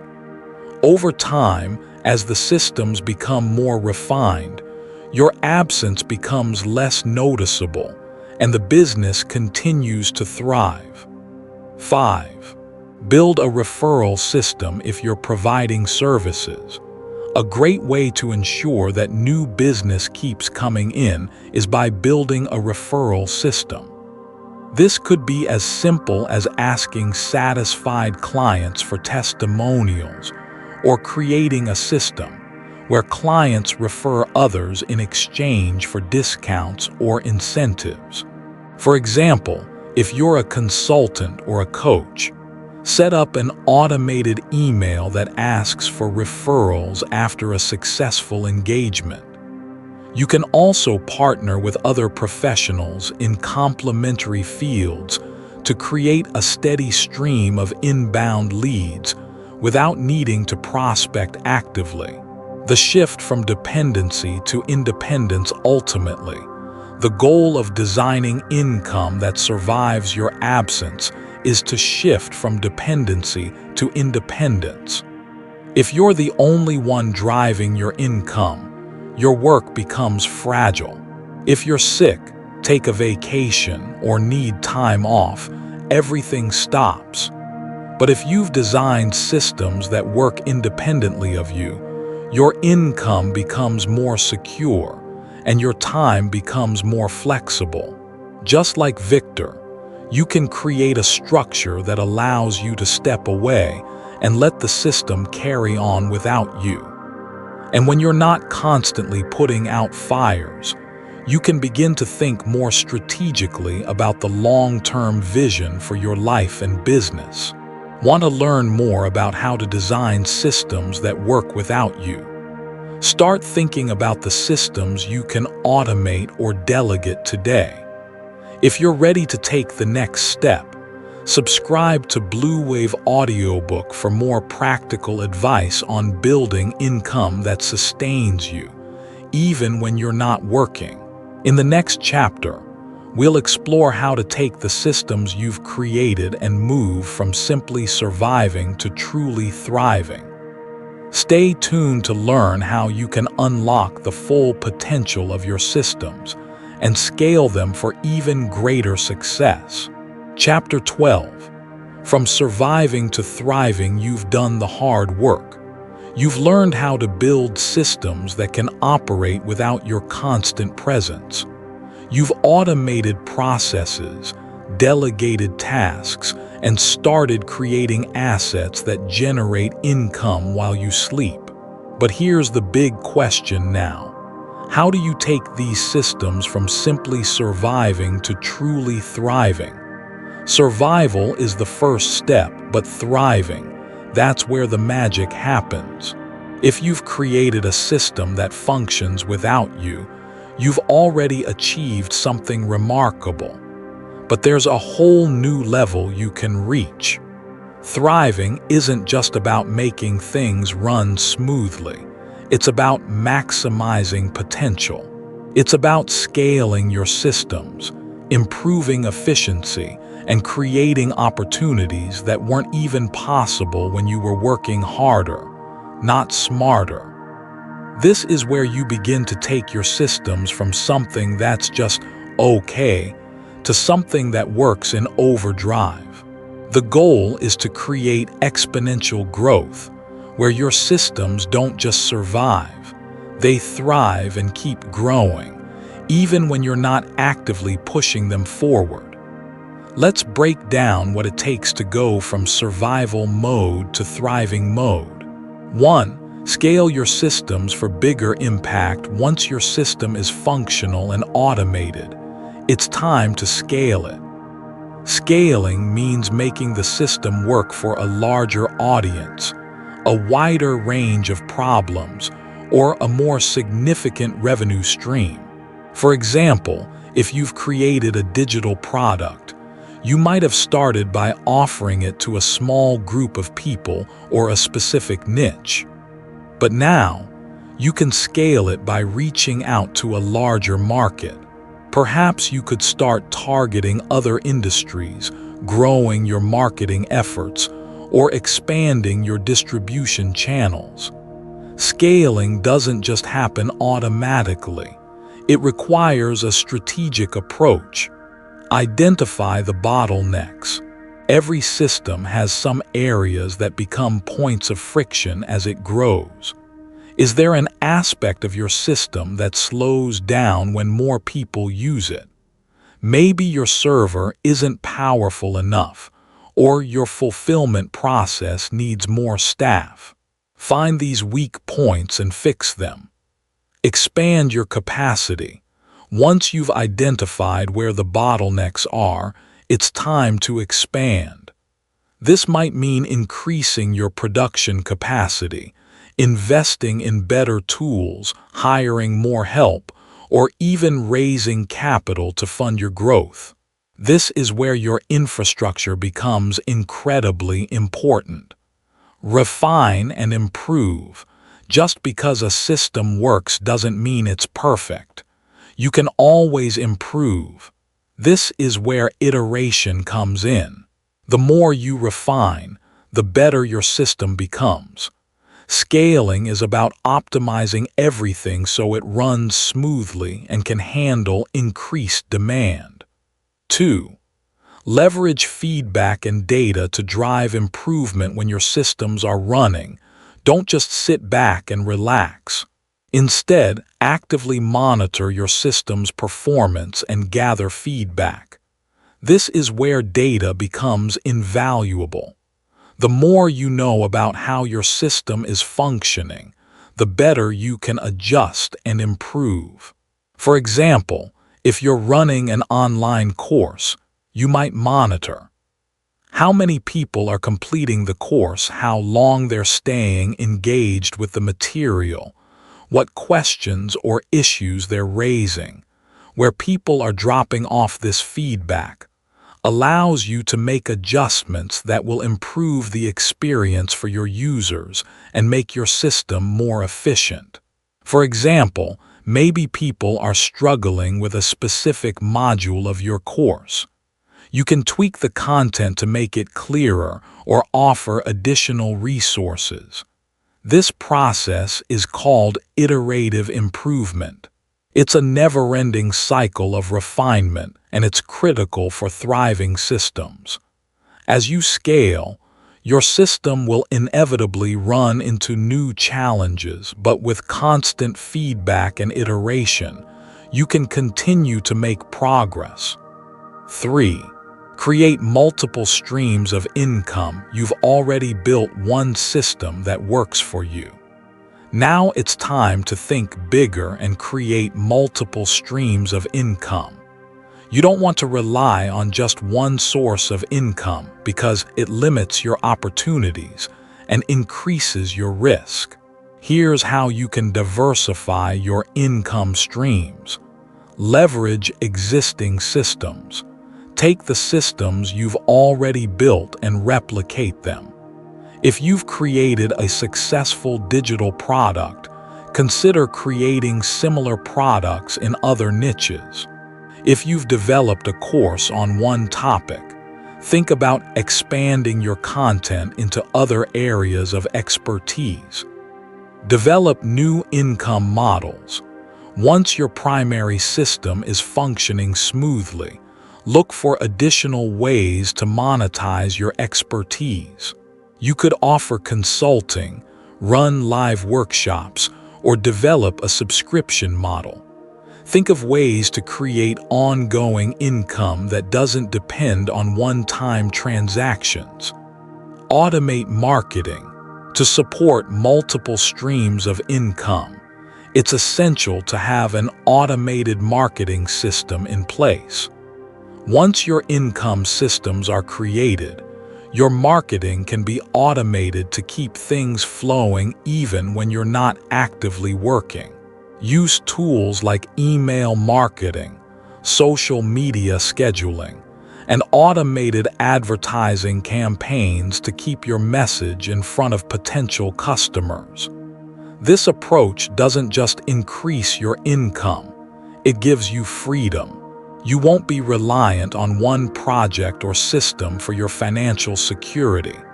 Instead, you'll have multiple systems running in parallel, each working for you and generating revenue even while you sleep. 4. Build partnerships and collaborations. One of the fastest ways to scale a business or system is through partnerships. Building relationships with like-minded individuals, businesses, or influencers can help amplify your efforts and expand your reach. Here's how you can leverage partnerships for growth. Collaborate on products or services. If you have a system that's working, you can collaborate with others who complement your business. For instance, if you've built a successful online course, you can partner with other course creators to offer bundled products or cross-promote each other's services. Affiliate marketing. Another way to collaborate is through affiliate marketing.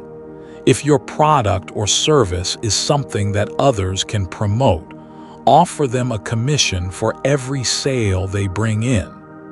This creates a win-win situation. You expand your reach, and they earn a commission for promoting your product. Strategic partnerships. Look for businesses that share your audience but aren't direct competitors. Work together to create joint ventures, co-host events, or develop new products. These partnerships can help you tap into new markets and exponentially increase your revenue streams. The best part: these partnerships can run on autopilot. Once established, they don't require your constant attention and they become another passive source of income. 5. Mindset shift. From maintenance to growth, many people get stuck in the maintenance phase once their system is running. They're focused on keeping things steady, ensuring that everything is functioning correctly and avoiding mistakes. But this mindset can hold you back from achieving exponential growth. To thrive, you need to shift from a maintenance mindset to a growth mindset. This means constantly looking for ways to improve, scale, and expand your systems. It's about embracing challenges and opportunities, taking calculated risks, and being willing to step out of your comfort zone. A growth mindset encourages you to think long-term, focus on building assets that compound over time rather than chasing short-term profits. Seek opportunities for improvement. Always be looking for ways to optimize and refine your systems. Embrace failure. Not every experiment will succeed, and that's okay. Failure is a part of growth. Learn from it and keep moving forward. 6. Building a legacy. At this point, you're not just trying to make money, you're creating something that will last beyond you. This is where the real magic happens. When you focus on thriving, you stop focusing on temporary gains and start thinking about legacy. Building systems that thrive is about more than just personal gain. It's about creating something bigger than yourself. Whether it's a business, a product, a community, or a platform, you're building a legacy that can impact people for years to come. This legacy can continue to grow and evolve long after you've stepped back. You may even decide to pass it on to others, whether that's to a business partner, your children, or the next generation of entrepreneurs. Ready to scale your systems and create multiple streams of income. It's time to think bigger. Subscribe to Blue Wave Audiobook for more insights on how to take your business from surviving to truly thriving. In the next chapter, we'll explore the importance of patience and long-term thinking. It's easy to get caught up in the fast-paced world we live in, but lasting success is built on consistent, long-term effort. Stay tuned to learn how to position yourself for long-term success by playing the long game. Chapter 13. Playing the long game for lasting success in a world dominated by instant gratification, where everything from food delivery to entertainment is available at the push of a button. It's easy to fall into the trap of thinking that success should happen quickly. We've all seen stories of people who have gone from zero to millions in a matter of months or years, and it's tempting to believe that's the only way to achieve success. But let's take a step back and think about the true meaning of long-term success. The long game. Patience over instant results. The most successful people in the world, those who have built empires, created lasting legacies, or crafted innovations that have stood the test of time, didn't get there by rushing. They played the long game. Success wasn't a sprint for them, it was a marathon. Take, for example, Robert, a man I met at a small business conference. Robert didn't run a trendy startup or a tech company that seemed to be growing exponentially every day. Instead, he ran a niche manufacturing business that produced specialized components for industrial equipment. His company wasn't glamorous. It didn't have a flashy marketing campaign. It didn't go viral. When I asked him how his company grew over time, his answer was simple: I just stayed. While competitors were jumping from one hot market to the next, trying to pivot rapidly or chase short-term trends, Robert focused on refining one specific product over many years. Every year, he reinvested profits into improving the equipment, strengthening relationships with suppliers, and building long-term contracts with clients. And while growth was slow at first, over the span of 15 years, something incredible happened. His reliability became his brand. When economic conditions shifted, his competitors were forced to slash prices, but Robert's customers stayed loyal. They knew he wasn't just selling a product. He was selling stability and consistency. This is the essence of playing the long game. It's not about speed or rushing to see quick results. It's about making decisions today that will still be intelligent and beneficial 5 or even 10 years down the road. Why the long game works. The beauty of the long game is that it rewards patience, refinement, and strategic positioning. Let's explore why this approach works. 1. Exponential growth happens over time. The key to long-term success is compounding. Imagine investing in something small but meaningful today, knowing that, with time, it will multiply. In the early stages, it may seem like little progress is being made, but as time passes, the growth accelerates. Just like compound interest, small, consistent efforts can create dramatic results in the long term. The challenge for most people is that they want immediate feedback, which is why they often give up before their systems have had the chance to truly compound. 2. Steady improvement creates resilience. Playing the long game means you're in it for the long haul. You're not just trying to get quick wins. You're building something sustainable. This kind of resilience is key in an ever-changing market. By continuously refining your systems and products, you create a business that can adapt to changes rather than crumble when challenges arise. For instance, Nadia, A woman I met who started a financial literacy podcast experienced her own long game journey. Her first year was discouraging. Downloads were low and she had no sponsorships. But instead of pivoting or giving up, she focused on improving every single element of her show.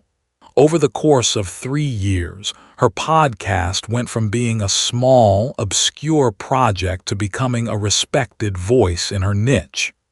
She built relationships, refined her content, and stayed consistent, even when the rewards weren't immediate. Now she's reaping the benefits. 3.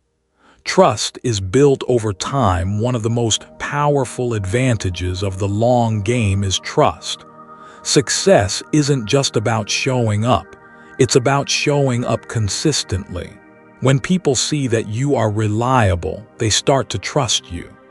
This trust leads to loyalty, referrals, and long-term relationships, the foundation of lasting success.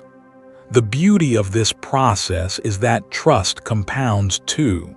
Once people know they can count on you, they are more likely to stick with you through thick and thin, even when you make mistakes along the way.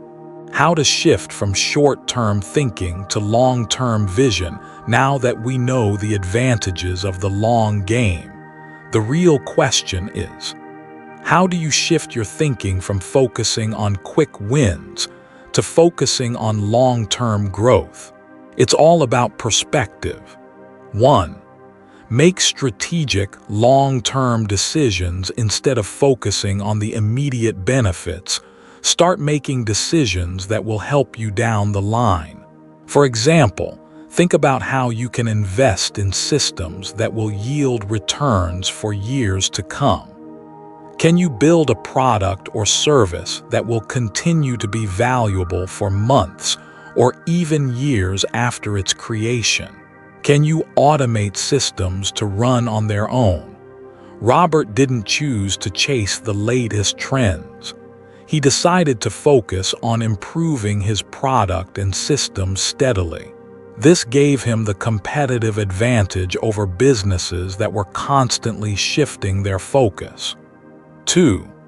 Be patient with results in the long game. Patience is the key.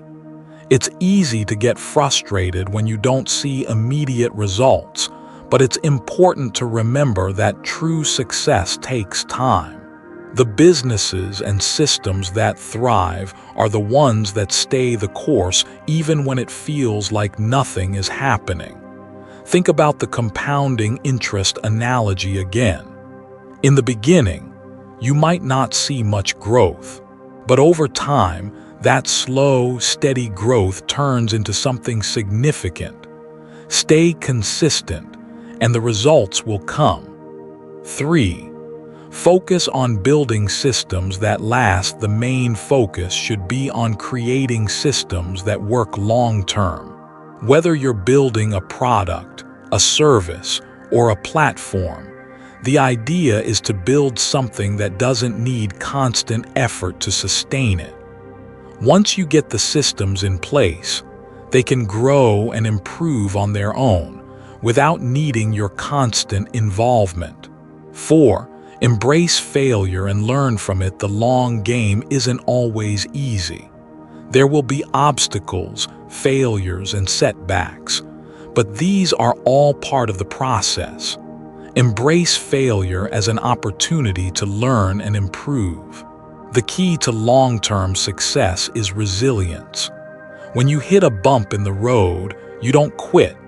You adapt, learn, and keep moving forward. Remember that every failure is just another step in the journey towards success. Over time, you'll learn to make smarter, better decisions, and the business will continue to improve. Final thought. The rewards of the long game. The long game is not flashy. It's not about quick wins or instant results.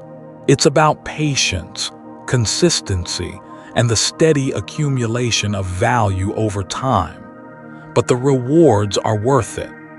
Playing the long game gives you the ability to weather storms, build lasting relationships, and create something that's sustainable for the future.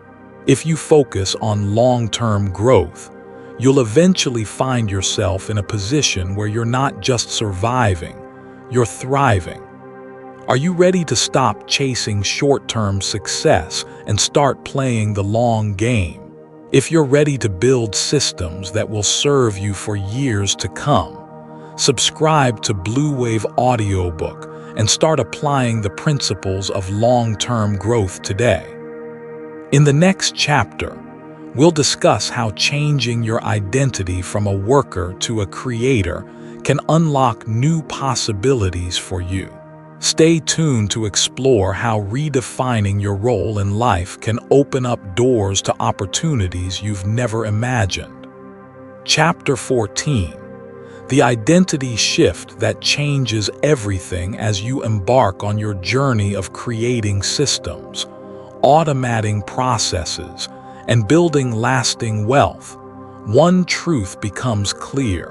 Success isn't just about acquiring more knowledge or working harder. It's about something much deeper. It's about changing how you see yourself, shifting your identity from that of someone who simply works to someone who creates. This shift is transformational, and it's the key to unlocking your full potential.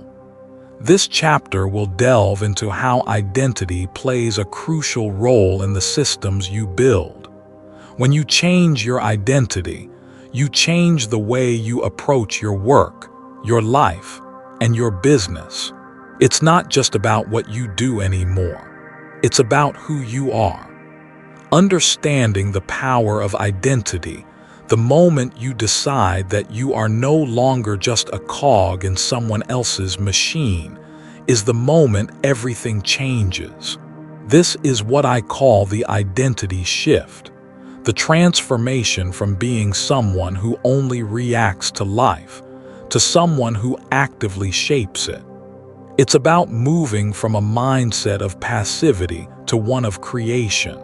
Let me tell you a story to illustrate the power of identity. I once met a man named Oliver who worked as an operations manager at a mid-sized logistics company. Oliver was excellent at his job. He was efficient, respected, and had a proven track record of implementing strategies successfully. But despite all his competence, something felt off. He wasn't building anything that belonged to him. Oliver realized that he had been operating like an employee waiting for instructions. His career was full of actions, but there was no design behind it. That realization hit him during a strategy meeting, when a senior executive presented the company's 5-year roadmap. As Oliver listened to the presentation, it dawned on him. While the company had long-term goals, he didn't. His career was simply a sequence of tasks. His growth was dictated by others. It wasn't a blueprint, it was a reactionary existence. At that moment, Oliver made a decision. Instead of following someone else's roadmap, he started designing his own. He began seeing his job not just as an employee, but as a creator. He started taking his daily tasks and refining them into something bigger, more sustainable. Shifting from employee to creator, this shift, becoming a creator instead of just a worker, changes everything. When you think of yourself as a creator, your approach to challenges, opportunities, and even setbacks changes. It's not about putting in more hours or simply completing the tasks you've been given. It's about building. When you see yourself as a creator, every challenge becomes an opportunity to design something new. Every failure is a chance to iterate and improve your system. Your focus is no longer on the small, day-to-day tasks. It's on building something bigger and more meaningful. You are no longer waiting for permission to act. You are creating your own path. For example, Oliver's shift in identity didn't mean he stopped being an operations manager. What it meant was that he stopped seeing himself as just an executor of tasks. He started thinking in terms of systems and solutions. Eventually, Oliver identified a problem in the logistics industry that he could solve with his expertise. Instead of just offering advice to his company, he documented his ideas, created a software prototype, and turned it into a scalable solution. That's the power of identity. The moment Oliver saw himself as a creator, everything changed. His mindset shifted, and with it, his approach to his work, his career, and his life. He no longer felt stuck in a role. He started building a future that he controlled. The shift from earning to building the biggest hurdle that many people face in their journey toward financial independence is not lack of skill, but the mindset that comes with earning a paycheck. For so long, I believed that the way to financial security was to earn a higher salary, get promoted, and climb the corporate ladder. But that mindset keeps you in the cycle of working for money rather than having your money work for you. When you identify as a creator, you stop seeing yourself as a wage earner and start seeing yourself as someone who can build something of value that will last. This is a game changer. You no longer have to rely on trading your time for money. You begin to see the opportunity in building systems, whether that's through digital products, investments, or intellectual property, that will keep producing income for you, even when you're not working. The shift from earning to building is one of the most profound changes you can make in your financial journey. It requires you to stop thinking about how much money you can make per hour and start thinking about how you can design something that generates value beyond your time. Creating sustainable value beyond your effort. The goal of shifting your identity is to create sustainable value that continues to grow even when you step away. This is where systems really shine. It's not just about building something that generates money now. It's about creating something that sustains itself. One example of this is Marcus, a high school history teacher. Despite his passion for teaching, Marcus found himself financially constrained. He loved his job but felt the burden of always needing to be present to earn his living. Instead of quitting teaching, he reframed his role. He started seeing himself not just as a teacher, but as a curriculum designer. He began to develop comprehensive teaching units, incorporating storytelling, multimedia resources, and interactive activities. His work caught the attention of other teachers, and soon, he was offering these resources online. He created a subscription-based platform for educators. Now, Marcus wasn't just teaching students.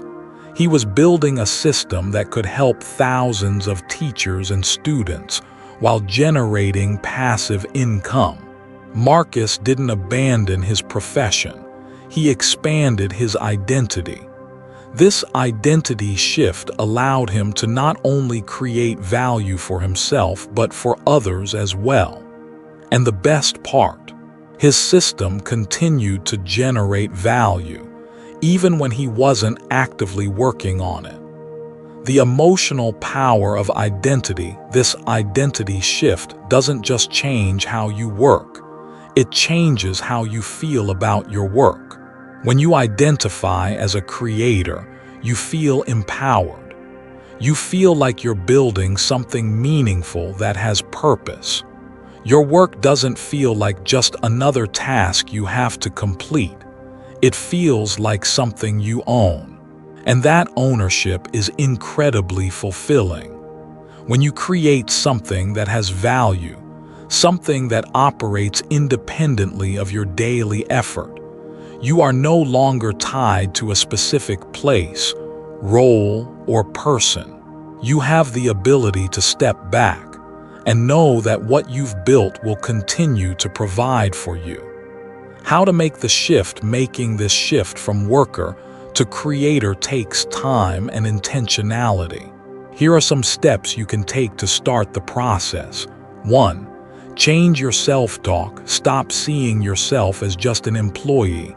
Start telling yourself, I am a creator. I build things that last.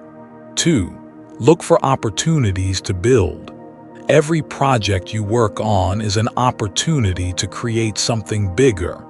How can you make it scalable? How can you make it sustainable? Start thinking of your work as building blocks for a larger system. 3. Embrace the long term. Creators think long term. It's not about quick rewards. It's about creating something that will last.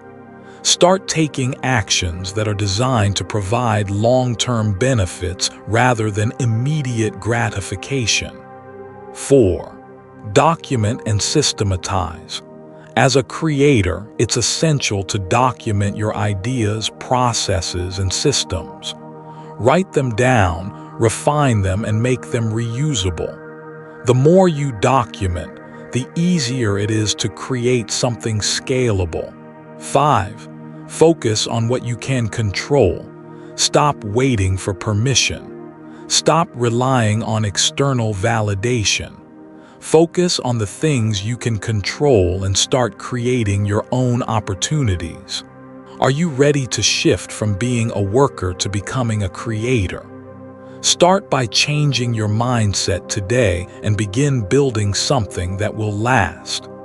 Subscribe to Blue Wave Audiobook to learn more about how to build systems that work for you, not the other way around. In the final chapter, we'll explore how to build systems that not only thrive today, but continue to grow and evolve for years to come. Learn how to design your systems for long-term success, creating a legacy that you can pass down to others. Chapter 15. Creating systems that withstand the test of time in the world of business, personal development, and wealth building. There's a fundamental truth that most people overlook. The best systems aren't built to last just for today. They are designed to endure for years. Too many times we focus on creating things that only meet the needs of the moment.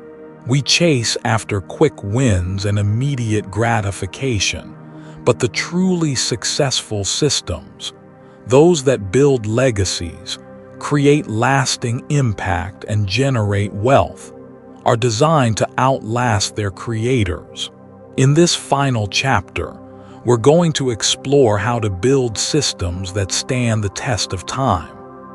These aren't just systems that work today or next week, but systems that continue to function, grow, and create value even when you step away. The foundation of a timeless system. Before we dive into how to create these enduring systems, let's first look at what makes a system truly timeless. A timeless system is one that isn't dependent on a single person's constant input, one that doesn't require your daily presence to keep it functioning. It's a system that continues to generate value even in your absence. Building such systems starts with a solid foundation, clarity, and simplicity. The best systems aren't overly complicated or filled with complexity. Instead, they are built with clear objectives, straightforward processes, and robust frameworks that anyone can follow. This simplicity allows them to be easily maintained, adapted, and expanded. For example, when you're building a digital product, don't focus solely on what's trending right now. Instead, think about longevity. What problem does your product solve? Is it something that will continue to be relevant for years to come? Does it address a problem that people will still need help with in 5 or 10 years? The foundation of any great system is its purpose. Your system needs to have a purpose that's greater than just profit or immediate gain. It must be anchored in value and impact, ensuring that it serves both the people using it and the larger vision you have for it. Design for sustainability. Creating systems that endure requires thinking beyond just the immediate future. It's about designing for sustainability. When you build your system, ask yourself, will this work in 1 year, 5 years, 10 years? Designing for sustainability involves several key components. 1. Automation. One of the biggest barriers to long-term success is the need for constant human intervention. As much as possible, automate processes to reduce the time and effort needed to maintain the system.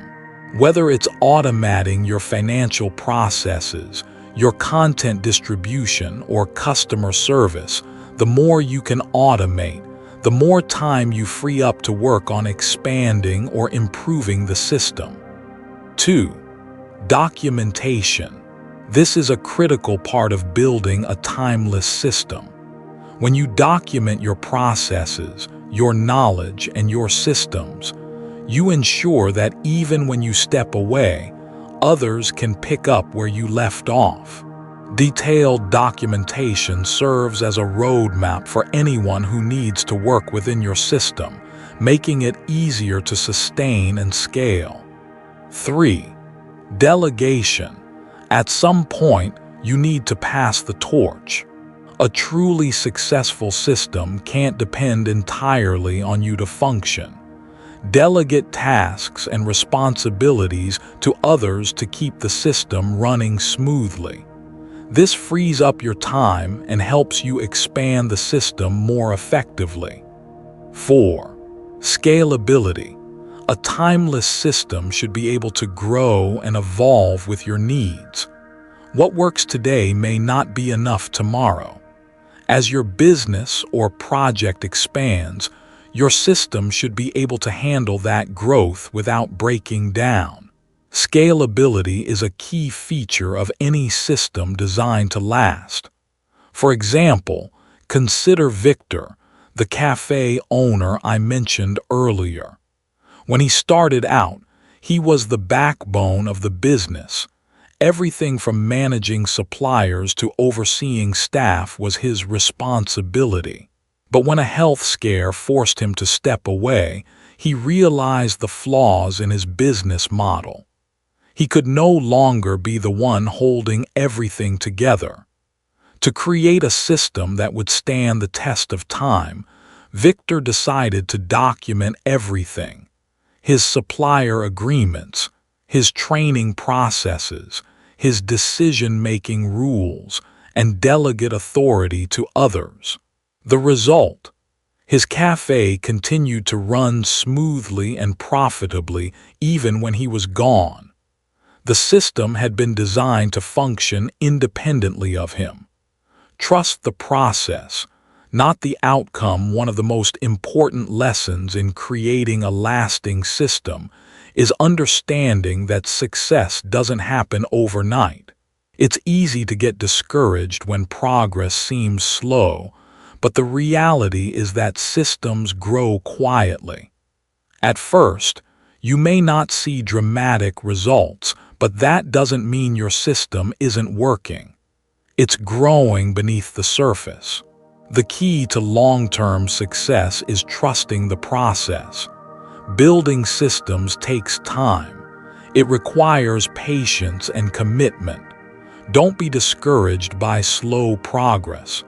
Instead, focus on making incremental improvements every day. Over time, these small improvements will compound into something powerful. Nadia, the podcaster I mentioned earlier, serves as a perfect example of this principle. In the beginning, her podcast didn't attract many listeners, and she struggled to find sponsors. But instead of quitting, she continued to improve her content, adjust her approach, and refine her strategy. By year 3, her podcast had become a respected voice in its niche. The process took time, but by trusting the process, Nadia was able to build something that would continue to generate value well into the future. Legacy building. Systems that outlast you. A truly timeless system is one that leaves a legacy. It's not just about what you achieve during your lifetime, but about creating something that continues to benefit others long after you're gone. Building for legacy means thinking about the impact you want to make and ensuring that your systems are designed to have a lasting effect on the people they touch. To build a legacy, you need to 1. Think beyond yourself. Your system should serve others, not just you. The more value it provides, the more likely it is to endure. 2. Create a culture of ownership. Your system should empower others to take responsibility for its success. When people feel invested in the system, they will continue to nurture and grow it. 3. Pass down knowledge. If you want your system to live on, you must share what you've learned. This knowledge is your most valuable asset, and the more you share it, the more your system will be able to grow beyond you. By creating systems that are sustainable, scalable, and designed to benefit others, you're not just building a business or a project. You're building something that will continue to thrive and make an impact long after you're gone. The test of time building a system that lasts is not easy. It requires hard work, patience, and a long-term vision.